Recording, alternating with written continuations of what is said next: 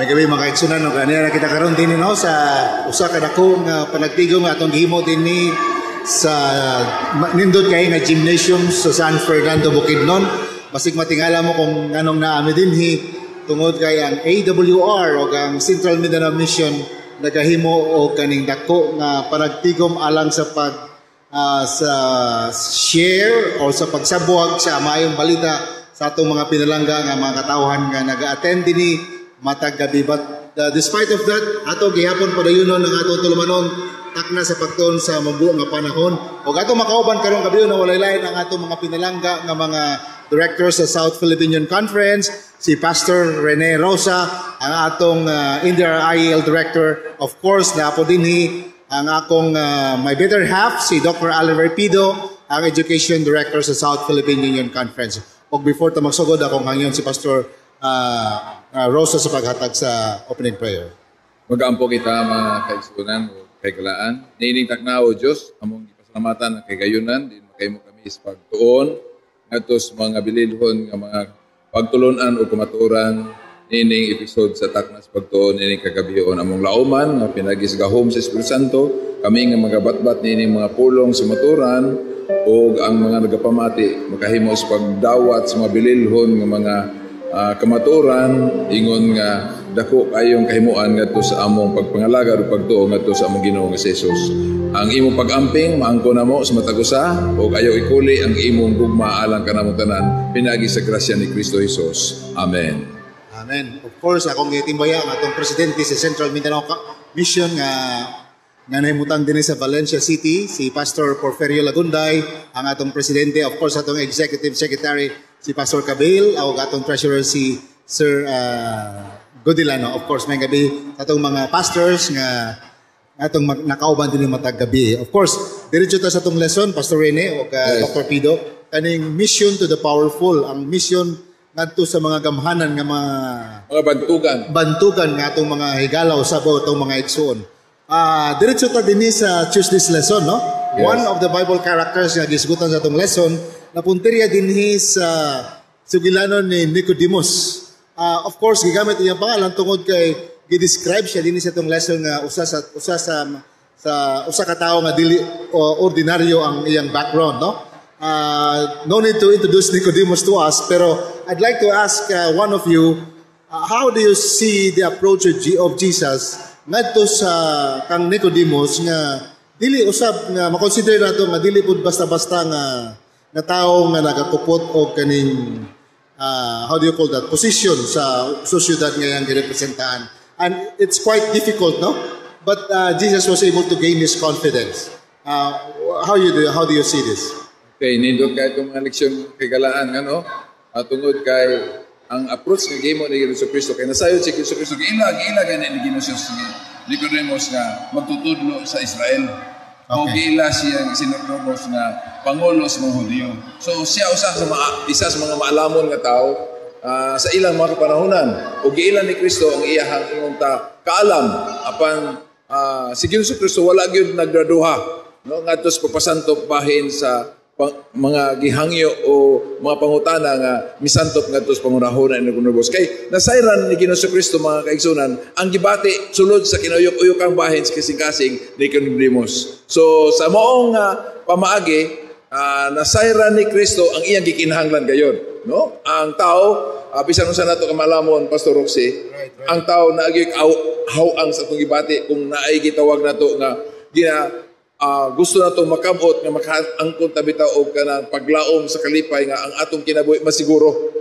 Labi na kanang pangayo ni Nicodemus kanang ingon ta pagkasiguro sa langit ng puloy-anan. Kanang dapit bitaw nga layo sa atong gipuy-an nga dapit nga atong gipuy-an bisan sa karuhay sa kinabuhi o sa atong pagabantugan ninyo ta. Mo ta nga direktamente si Ginoo Kristo mihatag gyud dayon sa iyang tubag ngadto kay Nicodemus, no? Hangtod nga ang tao magpakatao sa espiritu ug sa tubig. Dili siya makahimos pag-angkon sa kinabuhi sa gingharian sa Diyos. So niya na, ipasantot ni Ginoo Kristo ang panginahanglan. Kaya nasayod si Nicodemus, bisan si Nicodemus, nasayran na to siya, bantugan. Pero kanabitaw, gimintinar niya bitaw, ang kanabitaw, superficial bitaw nga, ingon ta, artificial nga, paglihok-lihok. Dili kayo siya napaklaro nga siya tumulo kay Ginoo Kristo. Right. Pero, at least, napabati ni Ginoong Kristo ang unsa ang iyang gikinahanglan sa tubag ni Ginoong Kristo ngadto siyang mapangutangan. I like what you said, no, kanang gingon nimo nga ang gilantaw ni Ginoong Kristo ang kasing-kasing mismo ni Nicodemus kay diha sa sulod siyang kasing-kasing diha nimo makita ang iyang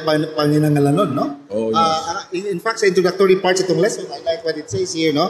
Nga ang adunahan o ang mga kabos, pareho na gyud ang ilang panginahanglanon, espirituhanon. Mao ang kaluwasan o ang grasya nga gataganan ni Ginoong Kristo alang kanatong tanan. Same ra.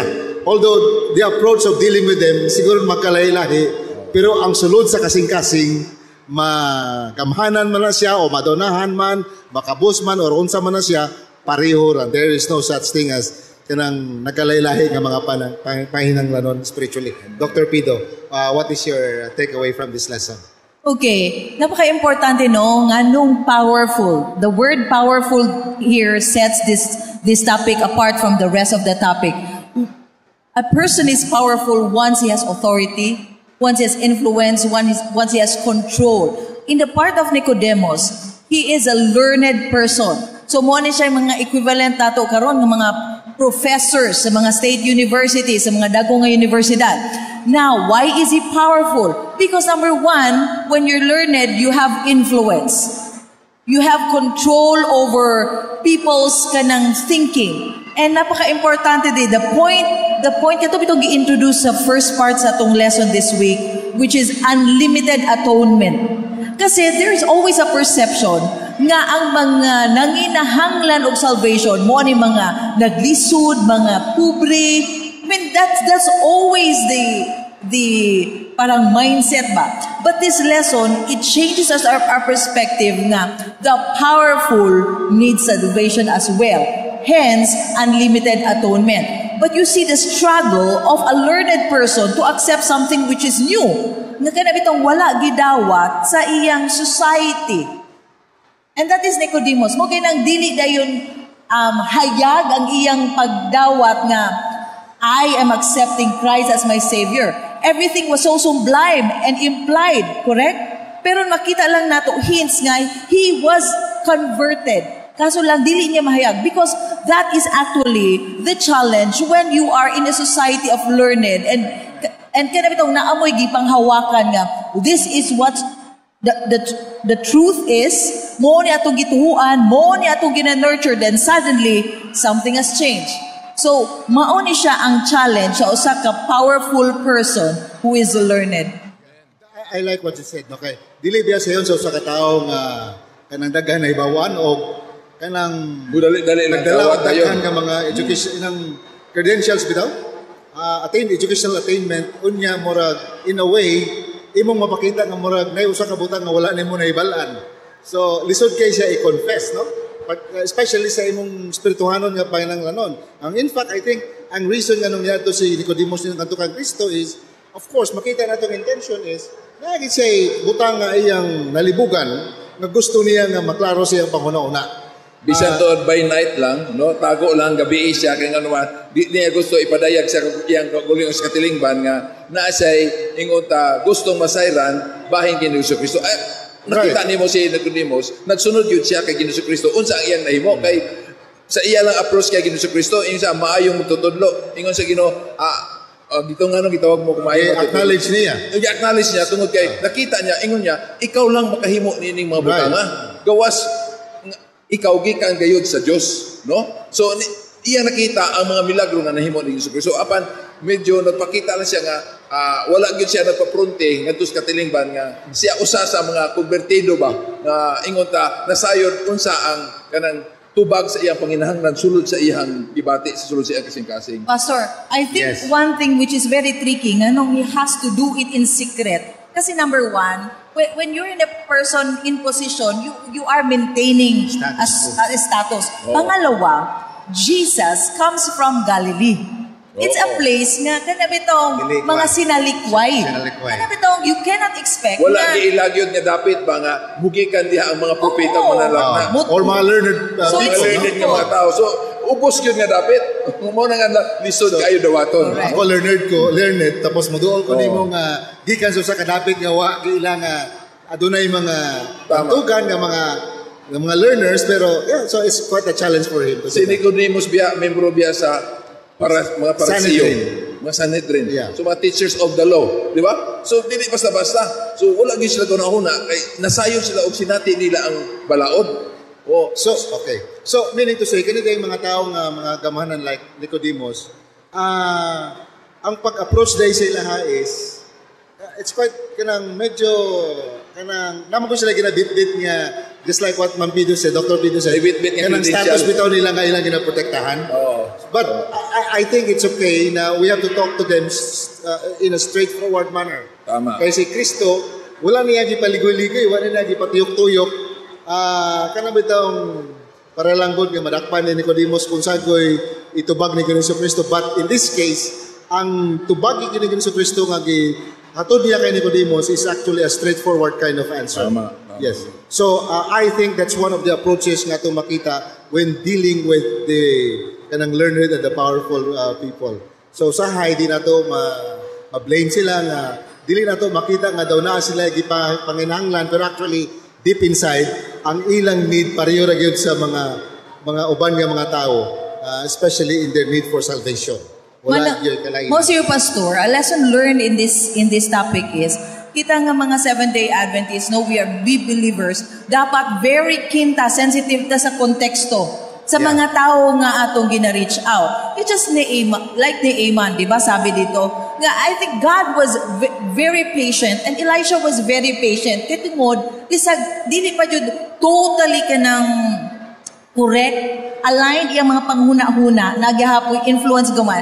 But Elisha was patient with Naaman. Similar sa mga maalamon, I think our approach should be very contextualized. We should not expect nga automatic ihayag. Like Nicodemus, pwede man tayo mingon nga, ganun, kikaulaw ba niya?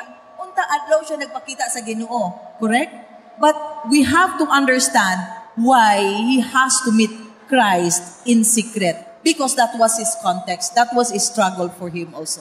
So meaning to say, ang ipagawa sa itong lesson is, dili na to sila i-condemn, no? Or kanang ipasa na to ang blame kanila, just in case, ila kining ipakita nga in this particular manner nga usay medyo na sila gina-maintain nga status. Pero actually, kung imong abrihan nila kasing-kasing, pareho gyud sa uban nga mga tao. Natago lang. pero sa sulod sa ilang Yes, mga pagbati kay- o sa ilang mga yes. handom naagayon Ginaagi sama hapon. sa mga tao nga nagpanginahanglan o kaluwasan sila Right, usab right. ug nabati na ni Ginoong Kristo nga walay pili siya nga iyang nasud-ong ang kinabuhi ni Nicodemus. Meaning to say, ang gugma ni Kristo sa mga kabusog sa mga adunahan, pareho ra di ay. Pareha ra gyud. Bisan bantugan ka nga tao sa komunidad, kung nagkinahanglan ka sa kaluwasan o makasabot ka sa auhag sa Right. ingon ta kaluwasan gihatag ni Ginoong Kristo, dili gyud ka sa hiluan sa Ginoo at agan gyud ka sa kagayunan nga masabtan nimo ang kamaturan. Correct. Right. Morning, Yes, i-quote na yeah. ko, Pastor, ha?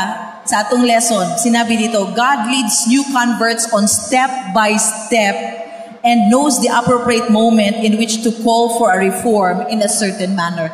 So I think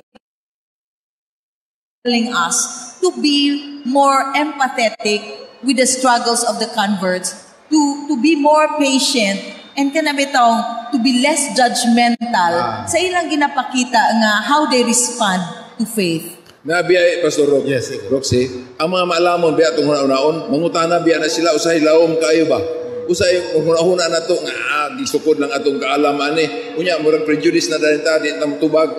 Pero si Ginoong Kristo ang iyang pagtubag straightforward yun tinuod kay mingon siya nga wa ba ka nasayod niini? Nga ikaw nakabalo sa eksperto ka sa balaod, wala ba kayo nasayod niini? Busa gipasantot ni Ginoong Kristo ang tanan nga iyang ipanginahanglan. So, nini, kay ang mga Hudiyo magudula na sila hunahuna nga bautismuhan pa sila. Kay kaliwat na sila sa ingon ta pinili sa Ginoo. Kato lang mga siguro ingon ta dili kabahin sa nasod o sa dugo sa mga Hudiyo. Moy angayan nga mudawat niya pero gipasantot gyud niya nga bisan Hudiyo ka, bisan malamon ka, bisan gamhanan ka, gikinahanglan nimo ang pagdawat sa gitawag pagkabag-o sa mga kinabuhi pinagis pagto sa bautismo. Grabe yun. Grabe gid siya nga power, no? Kanin usaon nato pag-deal sa mga tao nga nabilong ani nga mga nga strata sa to society. Karon din sa Wednesday's lesson, medyo another challenge po ni siya. Dahil po ni siya nga scenario nga gipakita din sa Matthew 19 kaning the rich young ruler. O sa imo makasultian kay I think the question is the same. Ang ilang pananglanon nag-express, no? gibungat sa ni Nicodemus ug kaning rich young ruler, almost the same. Pero the response is quite different. O, lahi ang sa katong restaurant ruler kaysa kay Nicodemus. Lahi ang na sila. But matingala ka no, nga ang approach ni Jesus Christ is just the same kay kung ibang basahon ang narrative sa Matthew 19, gisulti gid ni Jesu Kristo nga iya jud gihigugma kaning rich young ruler kana din gisigutan. So what do you think is the problem here, Pastor Rosa? Ang ako nakita sa kinabuhi sa rich young ruler is that bisan tuod na sayod siya, sinati na kayo niya ang kabalauran. Iya gani ni gihuptan gyud siya kinabuhi moingon gani siya ngadto kang Hesus Kristo nga ako na ning gisunod gikan pas pagkabata. Ako na ning natiman-an. Naglakaw ako ni ining maong kabalauran. Unya si Hesus Kristo mayon sa og mao na maayo. Lakaw ug pamarigya ang tanan nimo mga butang. Og ang halin sunod ikaw kanako. Sumunod sa mga kabos. Sunod ka kanako. Dito ang kalahian sa response sa maong rich young ruler. Nga naman, nasubo siya. Kaya di niya gusto ibaylo ang kaluwasan nga iyang ipangayat kay Hesus Kristo sa mga bahandi nga iyang naangkon diri siya. So, it's a problem of attachment. Nga dili niya mabulag. Bulag. Kaning kalibutanon nga mga butang nga naka-attach siya kasing-kasing. Dr. Pido, naay kaning comparison nga gihimo dinhi ang istorya sa rich young ruler in so far as ang iyang response sa challenge na gihatag ni Hesus Kristo compared sa kay Zacchaeus. Kay Zacchaeus it's a different, pareho sila ng mga adunahan, pero when the challenge came, Zacchaeus responded in a different way compared sa rich young ruler. What do you think is the problem here? Maura niya kung pananawan ni Pastor. They have the same kanang context. Both are wealthy. Yeah.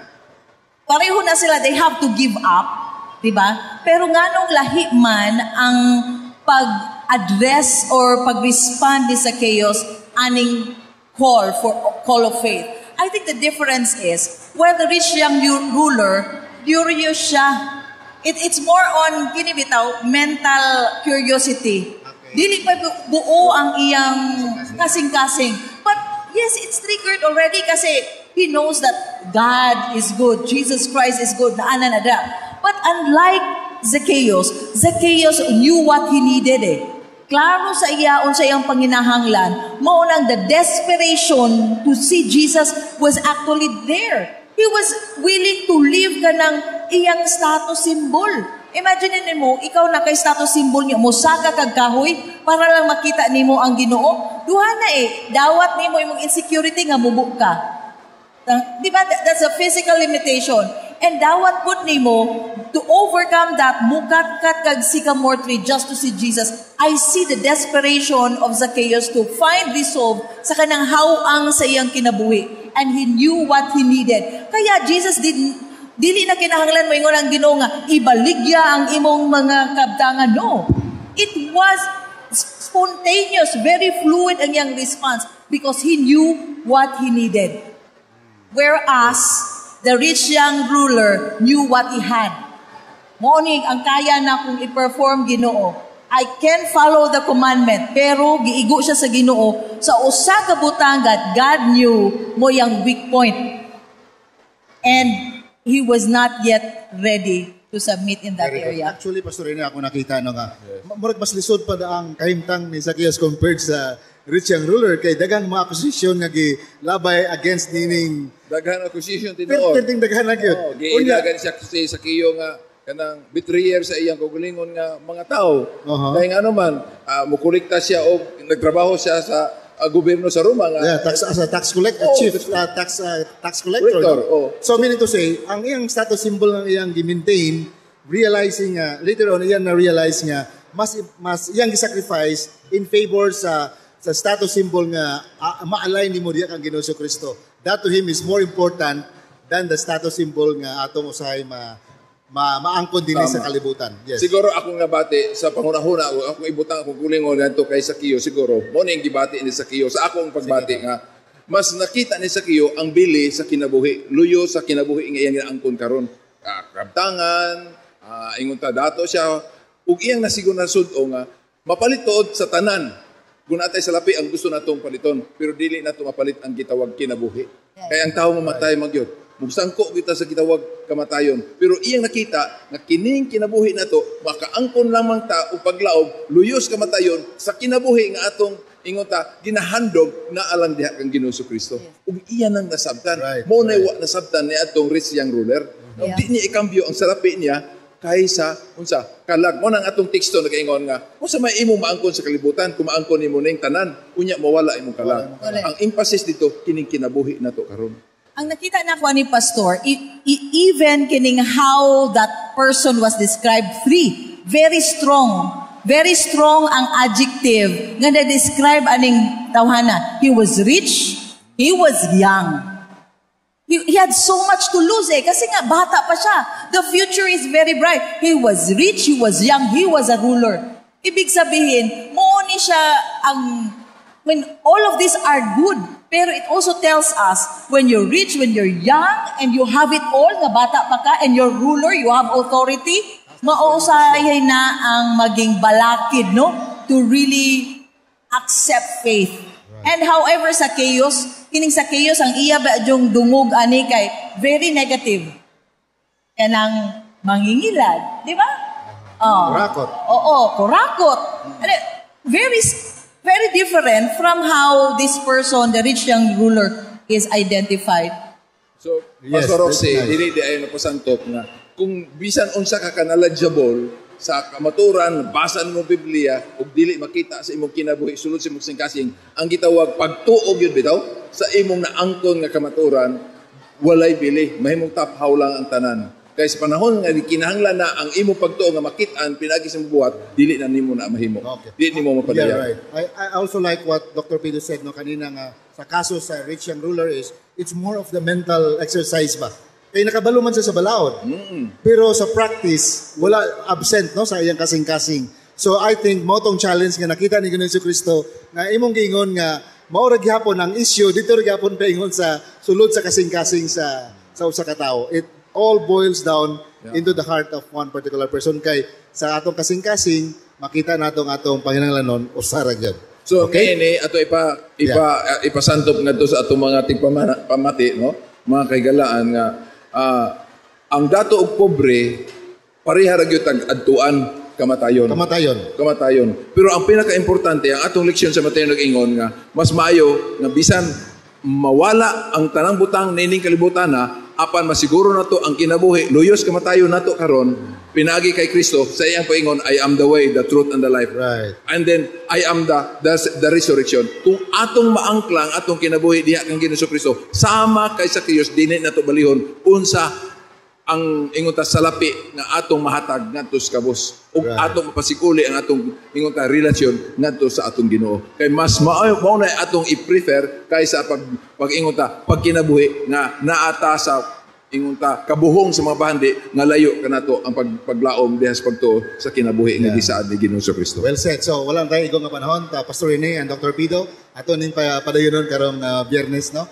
Sa sama usab nga takna dinhi sa atong tulumanon takna sa pagtuon ang pinaka-importante mga igsoon ang gugma sa Dios pareho ra gyud sa tanan nga mga tao no so mapobre man or unsa man ay status sa society the love of God is just the same for everyone in our society. So thank you and may God bless each one of you. And Dr. Pido maka-offer ka can I request you to offer a short closing prayer. Heavenly Father, once again you have spoken through the lesson this week.